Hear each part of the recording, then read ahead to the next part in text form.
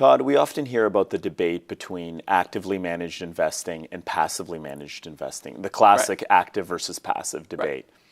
How does Vanguard feel about this? Is one better than the other, or is there room for both in a portfolio? Sure. So with active and passive strategies, as you say, the way it's typically framed is a bit binary. So it's, active or passive, as if, there's not even overlap.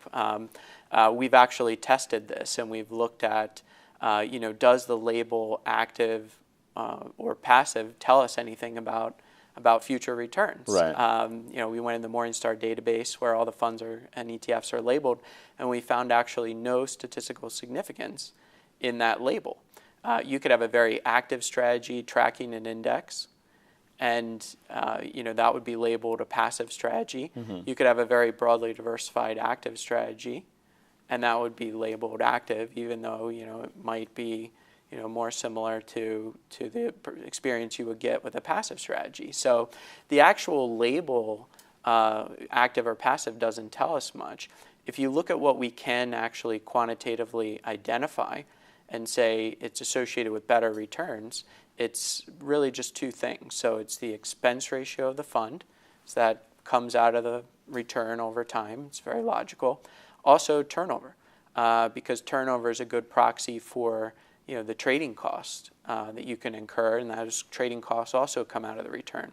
So quantitatively, that's really all we can identify associated with better returns, not the label active-passive. So the label active and passive is a bit of a misnomer. There's more to it than that. There's a lot more to it than that. When it comes to active, I would say there's really three things that you need. So low costs, whether you're using index or active, that always helps. It's associated with better returns. You also need to get talent at a low cost. So at Vanguard, we have a number of advantages in this area. Our ownership structure, the fact that we're typically working in large size. We build long-term relationships with skilled managers. So we think we are able to get very skilled managers at a low cost. So as an investor, you want to make sure you have access to a talented manager that has reasonable fees.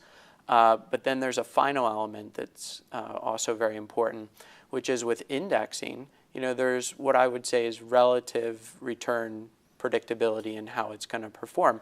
And by that I mean a broadly diversified index. In that market returns are notoriously difficult to forecast, but with a broadly diversified passive fund, we know we're going to get that market return, minus a small fee. With active, and we've studied this, we look at just the best performing active strategies. So if you look at a 15-year period and you pull out just the best active managers that were able to outperform, it's about 20% of funds. They tend to underperform about half the time or more. And so what that means is really once you find that talented manager, you really have to be willing to be patient with them as their strategy goes in and out of favor.